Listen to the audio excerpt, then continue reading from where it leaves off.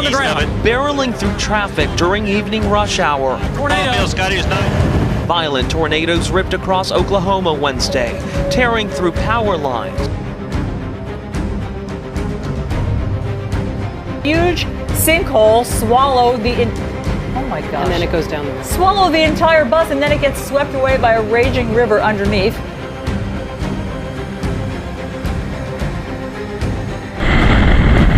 Earlier this month, it began spewing lava and rocks at 3 in the morning.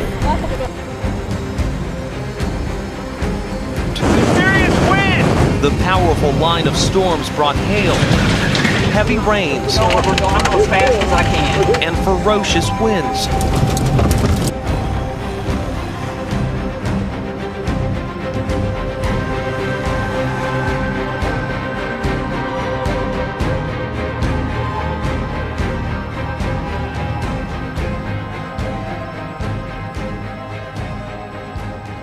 Describing his relationship with Israeli Prime Minister Benjamin Netanyahu as businesslike, President Obama said there's nothing personal in their disagreement on two key issues: the Iran nuclear talks and prospects for Palestinian statehood. This can't be reduced to a matter of somehow let's all hold hands and sing Kumbaya. The president rejected Netanyahu's latest position in favor of a two-state solution with the Palestinians, something the prime minister rejected just before his re-election. He pointed out that he didn't say never, but that there would be a series of conditions in which a Palestinian state could potentially be created. But of course, the conditions were such that they would be impossible to meet anytime soon. Making matters worse, senior Obama administration officials complained to the Wall Street Journal that Israel is spying on the Iranian nuclear talks and leaking details to Congress. It is one thing for the U.S. and Israel to spy on each other. The newspaper quoted one official. It is another thing for Israel to steal U.S. secrets and play them back to U.S. legislators to undermine U.S. diplomacy. The president tried to laugh that off. As a general rule, I don't comment on intelligence matters in a big room full of reporters. But lawmakers on both sides are puzzled. House Speaker John Boehner denied receiving any classified information from the Israelis. I'm not sure what the information was, but I'm baffled by it. As did the top two men on the House Intelligence Committee. We have not been briefed by the Israelis on anything that's in the Wall Street Journal article at all. And in none of those cases have the Israelis discussed with me anything that I would consider a classified or even all that sensitive. The Israeli Prime Minister's office is denying it all, saying these allegations are utterly false. The State of Israel does not conduct espionage against the United States or Israel's other allies. But the accusations are not completely new. Just last month, the White House was openly complaining about Israeli leaks. There's no question that some of the things that the Israelis have said in characterizing our negotiating position have not been accurate. And Republicans suspect some of the anonymous complaints about Israeli spying are just more sour grapes from the White House over Netanyahu's meddling in the Iran nuclear talks. As one GOP aide put it, it's flat out laughable, this aide said, to suggest that the Israelis had to tell the U.S. Congress to be concerned about a bad deal.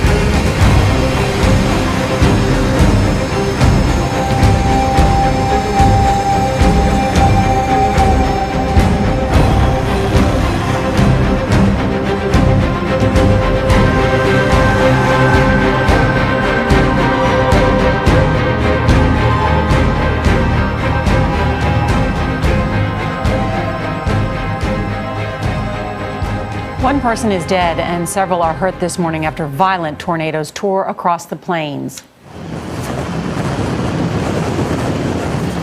This tornado ripped into Sand Springs just outside Tulsa. More were seen throughout Oklahoma and Arkansas. The twisters destroyed or damaged many homes. Thousands are still without power at this hour. Manuel Bojorquez is in Sand Springs, Oklahoma, with the terrifying scenes and the destruction they left behind. Manuel, good morning.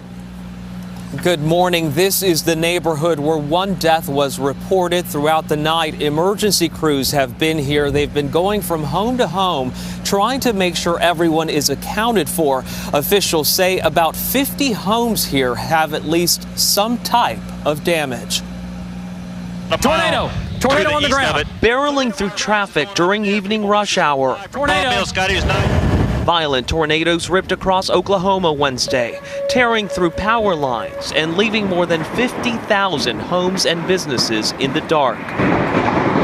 Whoa, dear Lord. Winds of more than 80 miles per hour pummeled the area. Big tornado on the ground. Several people were hurt, some taken to the hospital in critical condition, as drivers stuck on the road were left to the mercy of the storm. I felt glass breaking and I was on the top sliding across. Firefighters in Tulsa carried out a group of young girls who were in the middle of a gymnastics class as one tornado hit. It was loud and everybody was just screaming and crying. The girls were forced to take shelter in a basement as the walls of their gym came crumbling down. I was scared and all we did was praise God that we were still alive. More than 60 people were inside, almost all of them children, but no one was hurt. Serious wind! The powerful line of storms brought hail, heavy rains, We're going as fast as I can. and ferocious winds, damaging dozens of homes and nearly wiping out this Sand Springs neighborhood. That's when I panicked. I ran and I got in my bathtub in there and listened to the TV as loud as I could. One of the places hit hardest was Moore, Oklahoma. Just 2 years ago, 24 people were killed after an EF5 tornado, the most powerful type, swept through the town. Now, as the damage from this latest storm begins to settle in, many here will once again be forced to start over. Devastated. I'm totally devastated. This is my life. It's hard.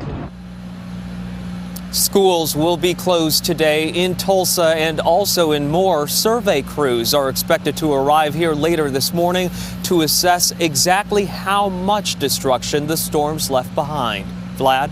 Manuel, thanks. Some new video coming out of Tulsa, Oklahoma of the tornado that we saw earlier, and very clearly there you can see that there is a tornado illuminated somewhat by light there. It looks like just it's to the left of those traffic signs, the white traffic signs there. It's browner than the rest of the... Right. Not much of a dust envelope showing up there, which is another telltale sign. So, and it doesn't look like it's a particularly robust circulation. It looks like it's sort of a looser funnel. Again, evidence of a tornado possibly in a couple of places there in Oklahoma City. That cell to the south and Moore looking pretty impressive on the radar picture. So folks, please take cover in Moore right now. And then you've got another circulation on the south side of Oklahoma City. Both of these working off towards the east. Dr. Greg? And certainly there's certainly a possibility of tornadoes in this location. The other possibility is that we're just getting quite a bit of damage because there's very strong winds associated with each of these surges that are pushing these little hook echoes eastbound. Wow, look at that. And the particularly strong circulation center that is now just off slightly to the south and east of Moore, just east of 35 in the Canadian County, I guess that would be tornado warning.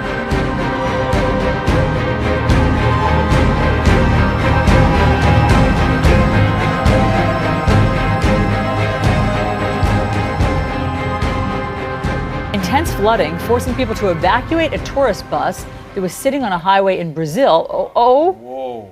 My gosh. Okay. Moments after they evacuated, you can see a huge sinkhole swallow oh my gosh. And then it goes down the river. Swallow the entire bus, and then it gets swept away by a raging river underneath. No one was inside that bus, we're happy to report, and no injuries. I have never seen anything like that. We've had all sorts of sinkholes, not that big, out in LA, but I've never seen anything I like think that? the scientific term for that would be swallowed and then spit out. Yes. I think there's I maybe a think- few oh. expletives. Look at the power of the water. We all know Yeah, how big a bus like that is, how heavy it is, right? Like nothing. power just to Poof, swoop and it away spits like it's a out shoe. Wow. It was nothing. That is incredible video. We delivered on the incredible video promise right there. Thank goodness nobody was on board.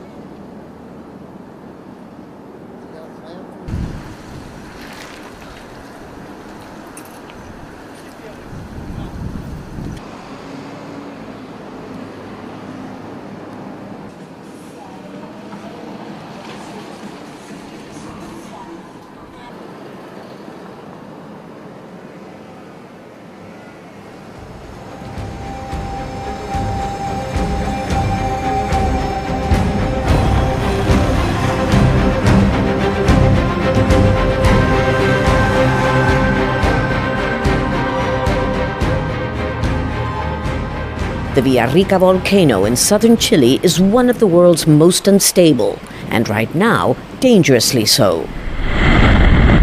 Earlier this month, it began spewing lava and rocks at 3 in the morning. Marisol Robledo and her family live on the foothills of the Villarrica and were awoken by the roar. I could see fire outside everywhere, and I thought it was my yard that was in flames. When I looked out, it was coming out of the volcano. 85,000 people live in and around the cities of Villarrica and neighboring Pucón, both popular tourist spots. I live from the volcano. These walls are even made of volcanic rocks, so I'm not afraid. But the risk is real. The biggest danger is of an earth slide. The burning hot lava can melt the glacier and the snow at the top of the volcano, releasing huge amounts of water. Think of it as a kind of tsunami that moves downhill, dragging with it boulders, rocks, trees, everything in its path at 100 kilometers an hour. At this elementary school in the so-called red zone, both teachers and children are living on the edge. An orange level alert is still in effect, and they know they have little time to reach safety should there be an even bigger eruption. Nature is unpredictable. It's very disturbing because we don't know what the volcano will do. I am afraid it will erupt, says 9-year-old Ramiro. At this modern tracking center, scientists monitor the volcano round the clock. We don't think the eruptions will be worse than on March 3rd, but should they escalate, the slides could reach the community in 20 minutes. Yet surprisingly, many are building new homes, expensive ones at that, right on the foothills of the Villarrica. Because they love the spectacular view of the lake and the volcano, those of us brought up here are used to the volcano's bad moods. We don't think it'll get worse. The last major eruption was 43 years ago. Scores of people died.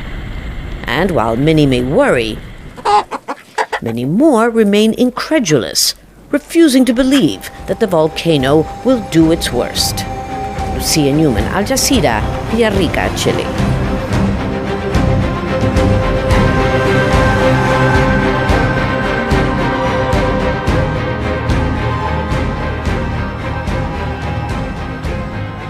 Several thousand people are without power in southeast Wisconsin. We Energy says that number has dropped to about 4,600 customers in the dark.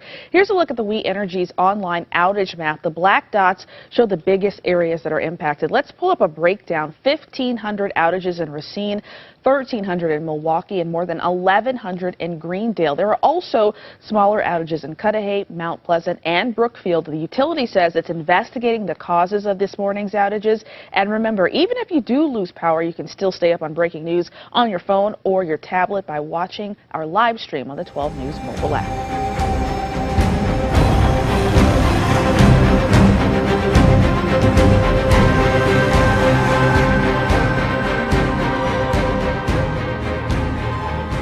Argentina has accused Britain of provocation after London announced plans to beef up military presence in the disputed Malvinas Islands, also known as the Falklands. Foreign Minister Hector Timmermans says the British move aims not just to provoke Argentina, but also the United Nations. On Tuesday, British Defence Secretary Michael Fallon unveiled plans to invest over $2.5 million in the Falklands to counter what he called continuous intimidation from Argentina. The top Argentine diplomat calls the initiative a violation of UN resolutions. The South Atlantic Islands have been the bone of contention between London and Buenos Aires for centuries. The two sides also fought a bloody war over the Falklands in 1982. Last year, the UN's Decolonization Committee adopted a new resolution calling on Argentina and Britain to find a negotiated solution to their dispute.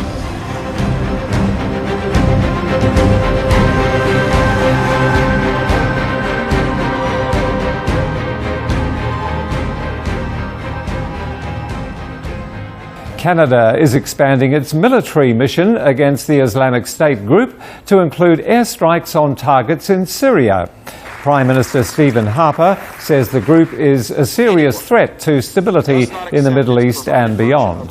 The decision doesn't need parliamentary approval, but the government has decided to hold a vote to show consensus. Canada's opposition leader, Thomas Mulcair, has previously accused the government of not addressing the issue with the seriousness that it deserves. Canada will be the first NATO member, other than the United States, to conduct airstrikes in Syria. Bahrain, Saudi Arabia, Jordan and the United Arab Emirates have already been targeting ISIL positions from the air.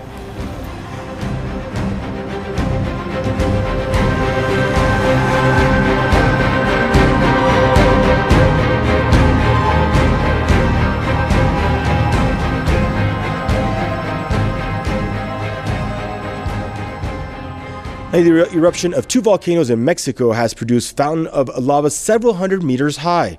And Mexico's most dangerous volcano, Colima, erupted along with the Popocatépetl volcano in Puebla near Mexico City. Colima is one of the most active volcanoes in Central America. Authorities say that Popocatépetl's seismic activity decreased, but they expect that it will continue to spew ash out and smoke in the coming weeks. Back in February this year, Popocatépetl had caused cancellation of flights at the nearby Pueblo International Airport.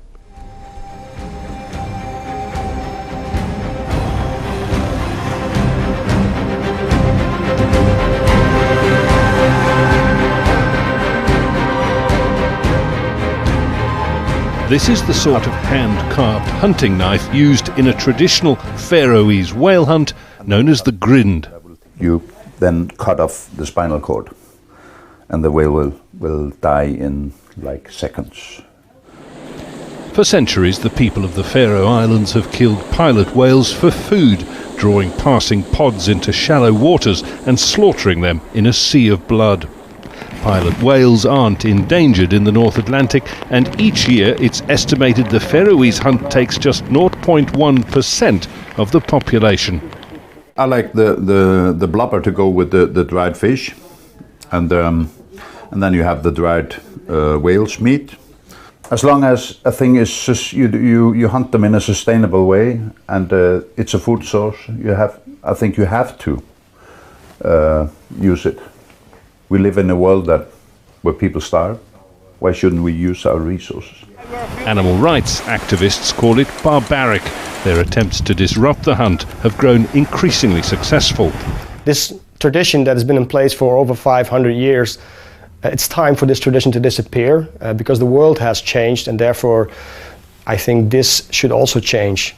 The intervention isn't welcome, of course. The islanders compare their whale hunt to the slaughter of farm animals behind closed doors. It looks very much worse than it is in reality, and blood is something that you will always see when you kill an animal. This is an open abattoir compared to all the other things where you don't see any pictures all around the world. Here on this island archipelago in the North Atlantic, the Faroese who take part in the whale killing say that they should be allowed to live off the resources of the sea as they have done for centuries. But the activists reply that it's a gruesome slaughter. You can't hide cruelty, they say, behind tradition. The two sides will never agree, but the tradition is being eroded by regulation and by outside pressure on a tiny nation that values tourism as a source of revenue. Some Faroese privately believe that the whale hunt may die out in little more than a decade. Jonah Hull, Al Jazeera in the Faroe Islands.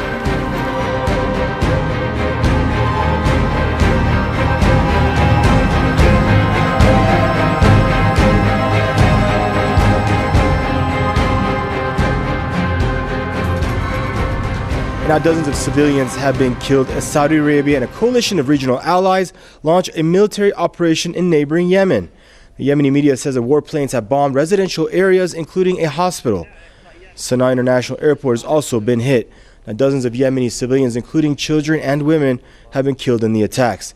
Witnesses say the residential Bani Hawat neighborhood has been the worst hit. Now, the Saudi ambassador to the U.S. says a group of 10 countries have contributed to the Yemen offensive. The use of force is always the last resort, and it is with great reluctance that we took this step along with our partners in the GCC countries, as well as outside of the GCC countries. We have a coalition of over 10 countries that will participate in these operations to prevent Yemen from falling at the hands of the Houthis. The Saudi ambassador to the U.S. made the announcement during a press conference in Washington. He also said Riyadh had consultations with the U.S. before the operation. Now, the White House has released a statement pledging Washington's logistical and intelligence support to the military campaign. Reports say that Saudi Arabia is planning to send over 100 warplanes and over 150,000 troops to Yemen. Now, Riyadh says that Egypt, Pakistan, Jordan, Morocco, and Sudan are ready to join the operation. The bombardment comes amid fresh gains by the country's Ansarullah fighters. Now we're joined out of Chicago by Professor Saif Dana of the University of Wisconsin. Professor Saif Dana, on what pretext does this coalition feel that they're entitled to go into a sovereign state and carry out these strikes? Well, they're not entitled, and this is clearly a gross violation of the international law. And not only in the violation of the international law, but also a violation of the rules of the Arab League as well. So there is no legitimacy for such an aggression. Listening to the news coming from Yemen, minute by minute, and listening to the news about the number of children being killed by these aerial sorties and houses, civilians being victims of these airstrikes, we might be looking at war crimes in the future. We might be looking at war crimes against humanity, because basically they have no right, no legitimacy to do such an act.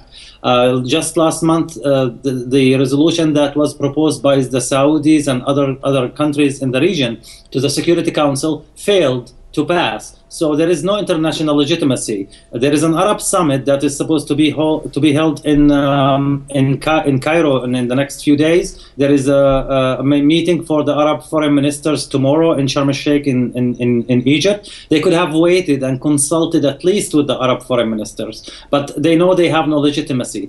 The only kind of legitimacy they claim to have is that they consulted with the U.S. And that they have the U.S. backing and the U.S. support, or at least some sort of a green line from the U.S. But such a coordination with the U.S., or what the U.S. National Security Council called Joint Planning Cell, doesn't give any kind of legitimacy to such an act. So what we're seeing at this point is a clear violation of human rights, of the international law, a gross violation of the Arab rule of the League of the rules of the Arab League, and basically an aggression.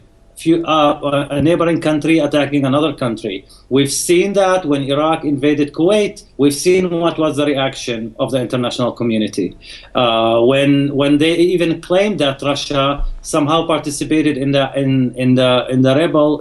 rebellion in Ukraine. We've seen the whole world moving. Now they're trying to give some legitimacy to an illegitimate act in Yemen. We have to remember two things here: that the Saudis were instrumental in conspiring against the Yemeni revolution in 2011, and in order to keep and protect the existing regime, they only replaced the head of that regime. And now, as we're witnessing a second wave of revolution in Yemen, basically Saudi Arabia is using military force to protect that regime. the president, or what they call president of Yemen, actually resigned. So he has no legitimacy as well to call on outside forces to come and attack his own country. And that was and Professor, that was going to lead me to my pardon. That was going to lead me to my next question. Pardon for interrupting. But, you know, it seems like Hadi, the resigned president, has also lost a lot of internal support exponentially when he's losing that much support. What do the Yemeni people really want? Because they don't want these airstrikes. They don't want Hadi. What do they want? Well, it's clear what the Yemeni people want. The Yemeni people would object, not only object. We've been listening to voices from Yemen over the last few hours, basically condemning such attacks. Nobody would want any other country to invade their own country, and especially in this brutal way when civilians are the primary victims of such attacks. The Ansarullah movement and the Yemeni army have a lot of support in Yemen. We don't see, even if we don't see that on some Arab media, or we don't see that on some Western media, we know about protests of support for this wave of revolution in Yemen.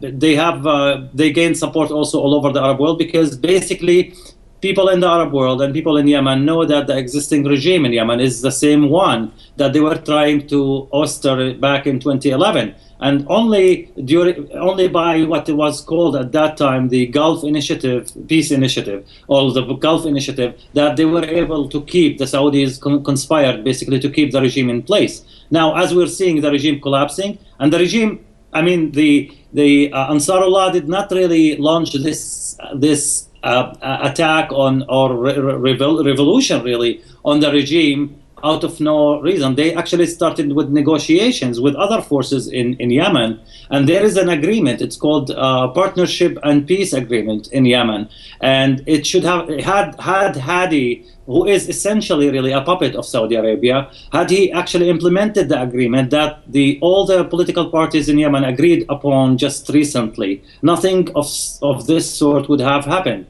It was Saudi Arabia again who refused or ordered basically Hadi to not implement that agreement. They also ordered him to resign, assuming that this will create a crisis in Yemen. It did not, because the people of Yemen were able to fill this vacuum, and now they're using the military force against the Yemenis. But if this is according to the Saudi ambassador in DC, in Washington DC, if this is legitimate by international law, and if this is legitimate by the rules of the Arab League, that when an Arab country or Arab people ask for help, then the Saudis should intervene. I personally, on behalf of all the Palestinian people, call on the Saudis to come and help the Palestinians. Good point there, Doctor. We saw no Saudi reaction during the massacre in Gaza just last year. This is just a political game. It's a ploy. They cannot really pull this one. It's totally illegitimate. Thank you there, Professor, for your contribution. That was Professor Saif Dana from the University of Wisconsin joining us. Meanwhile, oil prices have surged following the Saudi-led invasion of Yemen. Now, U.S. benchmark West Texas Intermediate for May delivery rose more than $2 to $51.49 a barrel. Also, Brent crude for May gained nearly $2.5 to $58.94 a barrel. Now, the recent crude price surge comes amid fears that violence in Yemen could spread to oil-producing countries in the region, including neighboring Saudi Arabia. Iran's health minister says the Islamic Republic is ready to provide medical services to victims of terrorist attacks in different parts of the world. Hassan Ghazizadeh Hashemi made the comment at a hospital in Tehran while visiting the victims of recent bombings that targeted mosques in Yemen.